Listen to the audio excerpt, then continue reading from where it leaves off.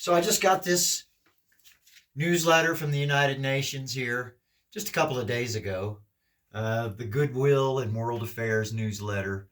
And it has some details about this Summit of the Future coming right up starting tomorrow. You can see tomorrow is one of the action days, and they have their action plan is outlined here in this newsletter. And one of the main points of action right after youth and future generations, just sort of as a footnote there, it says, and global governance. That's right, global governance. It's their plan to start taking action tomorrow to move the United Nations from global cooperation to global governance, right? And so this is exactly as is predicted in the Revelation chapter 13, right? We'll all come under one authority. And then after that, a one world currency, a global currency. And then finally, a global religion, even. And speaking of that global religion, that is really what is guiding. There's a spiritual force guiding the actions and the plans of the United Nations, and that is that religion, and they call it theosophy. And theosophy is a Luciferian religion that is actually based, if you will, inside the United Nations.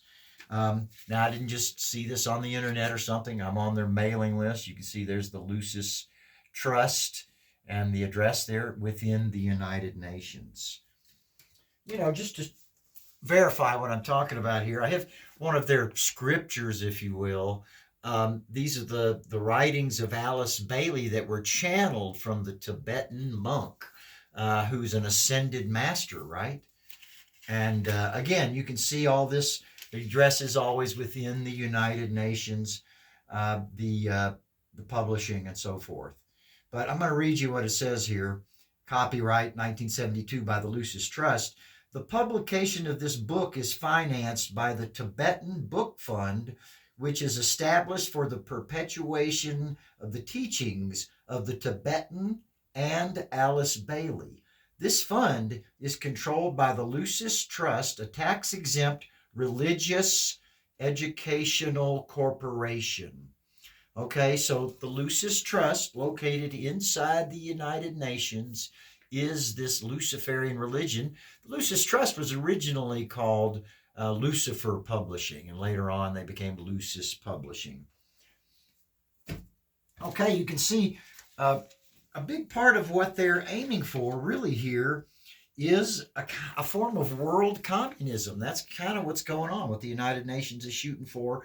And really, again, this is antithetical to Christianity. This is sort of antichrist stuff, because in Christianity, the individual is very important. Individuality is very important in that faith, because one makes the decision to follow Jesus individually. For example, you can't get your family saved or your church. It's up to each individual. And also, even in the afterlife, we maintain our individuality in heaven. And although it says, Jesus in Colossians, at the end of time, after he's defeated death, the final enemy, he steps down from his throne and becomes one with his people. But it's one in fellowship with the other individuals, because even though Jesus becomes one with his people, he's still the king. He still retains his identity as the king, and everyone retains their identity, really. And so this idea of collectivism and communism, it's as in Hinduism, when one could reach nirvana and becomes one with the Great Spirit or whatever at the end. This is not how it is. This is antithetical to Christianity.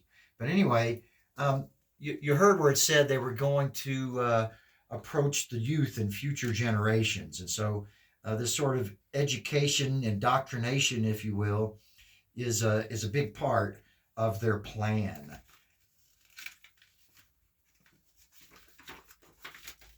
Here they say, the individual and individuality are excessively placed at the center of educational models and practice, to the detriment of really comprehending the centrality of the other and the collective. How about this?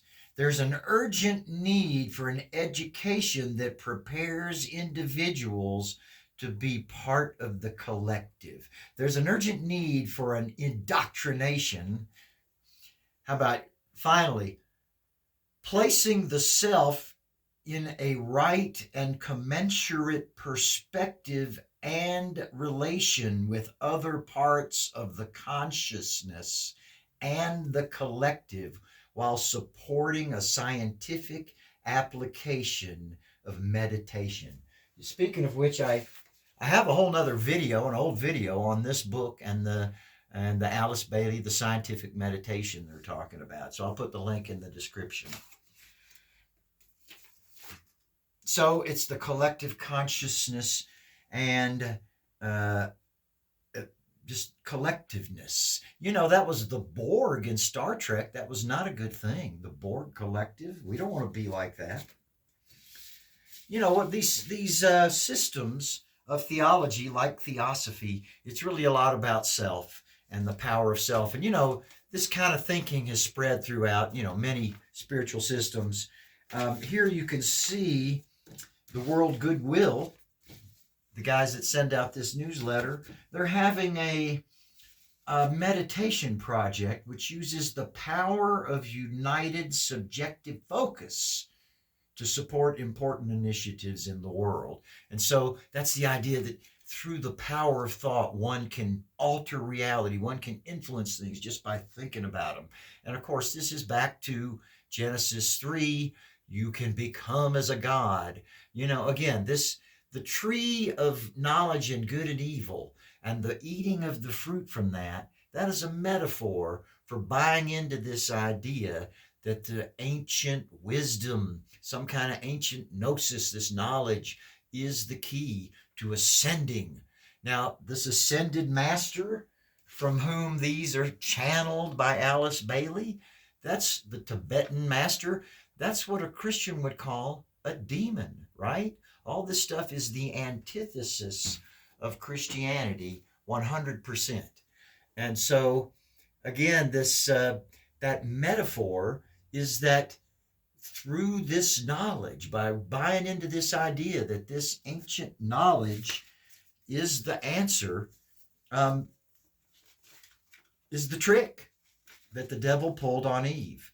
Here, you can see Alice Bailey's, her book is called Ageless Wisdom. Ageless Wisdom.